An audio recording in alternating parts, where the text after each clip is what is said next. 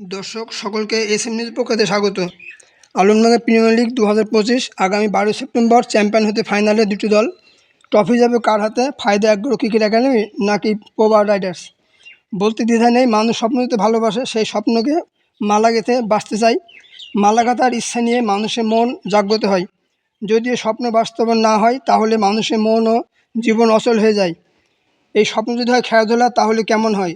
খেলাধুলা শুধু আনন্দ দেয় না, দেহমনকে রাখে সতেজ ও কর্মে যোগায় প্রেরণা। এই স্বপ্নের সুষ্ঠু বাস্তবায়ন হলো Alamdanga premier league 2025 APL season 1 আয়োজনের মধ্য দিয়ে। দীর্ঘদিনের চিন্তা পরিশ্রম আয়োজনের প্রথমত আলমডাঙ্গা শহরের হাজি মোড়ে ডাক্তার লিয়াকত টাওয়ারের পঞ্চম তলায় 208 জন খেলোয়াড়কে নিয়ে নিলামে ক্রয় করে 12টি দলের কর্মকর্তা উপস্থিতিতে দল গঠন। দ্বিতীয়ত আলমডাঙ্গা বৌদ্ধভূমি চত্বরে চুয়াডাঙ্গা জেলা বিএনপির সাধারণ সম্পাদক জননেতা শরীফুজ্জামান শরীফের উপস্থিতিতে অংশগ্রহণকারী 12টি দলের জার্সি ও ট্রফি উন্মোচনের জমকালো অনুষ্ঠান শেষে গত 2রা আগস্ট আলমডাঙ্গা প্রিমিয়ার লিগ 2025 শুভ উদ্বোধন। যেন উৎসব মেতে উঠেছে আলমডাঙ্গা উপজেলাবাসী। এই টুর্নামেন্টে চ্যাম্পিয়ন হতে সম্মুখ যুদ্ধে অবতীর্ণ ফাইনালে দুটি দল। ট্রফি যাবে কার হাতে? ফায়দা অ্যাগ্রো ক্রিকেট একাডেমি নাকি কোবা রাইডার্স? খেলাধুলা একটি জনপ্রিয় বিষয়। এই খেলায় এত আনন্দ উল্লাস, নাচ গান মিলেমিশে একাকার। সেই ক্রিকেটের জন্য এত আয়োজন, আলোচনা, প্রস্তুতি, পরও জমকালো উদ্বোধনী অনুষ্ঠান, যা অতীতের কোনো কিছুর মিল নেই আলমডাঙ্গা ক্রীড়াঙ্গনে। দীর্ঘদিন খেলা না হয় মাদক ও মোবাইলে আসক্ত যুব সমাজকে ফেরাতে আলমডাঙ্গা শহরের লন্ডন টাওয়ারের মণ্ডল স্পোর্টসের মালিক মামুনুর রশিদ মণ্ডলের উদ্যোগে Alamdanga premier league 2025 APL season 1 সকল মহলে প্রতিষ্ঠিত হয়েছে। তাই চুয়াডাঙ্গা জেলা সহ অন্যান্য ক্রিকেট প্রেমিকদের চোখ এখন আলমডাঙ্গা বিটি মাঠ ও এএসএম নিউজের পর্দায়। এবার অংশগ্রহণকারী দলের সংখ্যা 12টি। দলগুলো হলো নাহিদুজ্জামান খোকনের ফায়দা ক্রিকেট একাডেমি, মামুনুর রশিদ মণ্ডলের এসকে মামা ভাগ্নে, রুবেল হোসেনের রুবেল টেলিকম, আব্দুল মতিনের ইনেতপুর সুপার কিং, সোহাগ মিয়ার রেড গ্রাউন্ড, বাইজিদ হোসেনের Hauspur cricket super king, Harun রশিদের লাবিব রেভান্সার, শামীম হোসেনের মা টেলিকট, আব্দুল সালামের নাইট রাইডার্স, গাউসালম কাউনাইনের সুষমের কোবা রাইডার্স ও শওকত আলী মমিন মালিথা লিজেন্ড ও সবুজ মিয়ার পাসিলা কিং। তবে দলগুলো গত 2রা আগস্ট থেকে প্রথম রাউন্ড, দ্বিতীয় রাউন্ড ও সেমিফাইনালে সম্মুখ সমরে যুদ্ধ করে জয়ী হতে না পেরে ইতিমধ্যে 10টি দল বিদায় নিয়েছে। টুর্নামেন্টে 31শে আগস্ট পর্যন্ত বিগত 30 দিনে 26টি খেলা সম্পন্ন হয়েছে। বর্তমানে টিকে আছে 2টি দলের সমন্বয়ে ফাইনাল ম্যাচ। দল দুটি হলো আলমডাঙ্গা ফায়দা ক্রিকেট একাডেমি ও আলমডাঙ্গা কোবা রাইডার্স। এরা আগামী 12 সেপ্টেম্বর ফাইনালে আলমডাঙ্গা বিটি মাঠে সম্মুখ যুদ্ধে লড়াই করবে।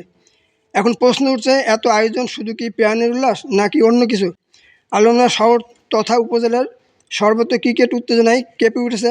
হাট বাজার, হোটেল, চায়ের দোকান, মহল্লা, পাড়া, গ্রামে এখন আলোচনার বিষয়বস্তু আলমডাঙ্গা প্রিমিয়ার লিগ 2025।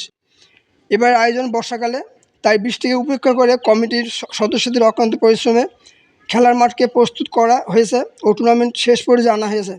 সব কিছুতে নতুনত্বের ছোঁয়া। মাঠকে সাজানো ও পিচ প্রস্তুত রাখা, চারিদিকে দড়ি ও লাঠির সাহায্যে রং বেরঙের কাপড়ে বাউন্ডারি সীমা নির্ধারণ, সাইড স্ক্রিনে লাগানো হয়েছে কালো পতাকা, অতিথিদের জন্য মঞ্চ করা হয়েছে ও দুদলের সাজঘর তৈরি করা হয়েছে, বিলবোর্ড টাঙানো হয়েছে, শহরে সর্বত্র মাইকিং করা হয়েছে, মাঠকে সাজানো হয়েছে, চেষ্টার ত্রুটি করা হয়নি।